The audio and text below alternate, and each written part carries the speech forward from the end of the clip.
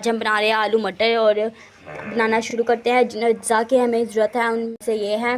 सबसे पहले हमने 2 प्याज है, ये 4 टमाटर हैं और ये बर्फ़ में जमे हुए हैं, इस वजह से हमने ज़रा हांडी में डालते वक्त हम करेंगे। और 2 टेबल लहसुन है, हरी मिर्ची है 4 अदद और किलो मटर है, आधा किलो आलू है, नमक मिर्ची हल्दी है, मसाला है हमारा जिसमें बादियान का फूल है और दालचीनी है। कटोरी इसमें हमने घी की डाल दी है। प्याज ऐड करती है, अब ये गोल्डन फ्राई हो गए। अदरक लहसुन ऐड करेंगे, इसे भी गोल्डन फ्राई होने देंगे। हमने पानी डाल दिया, 1 टेबल स्पून नमक का डाला है, 1 टेबल स्पून हल्दी ऐड कर देंगे, 1 टेबल स्पून मिर्चे का ऐड कर देंगे। अब हम इसमें 1 टमाटर ऐड करेंगे, टमाटर ऐड कर दिए हमने, हम गलने देंगे 5 मिनट। हमारा मसाला हो गया रेडी। अब हम इसमें आलू मटर ऐड कर देंगे, हम फ्राई करेंगे।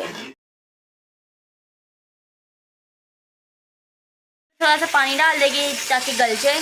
1/2 गिलास डाला है हमने।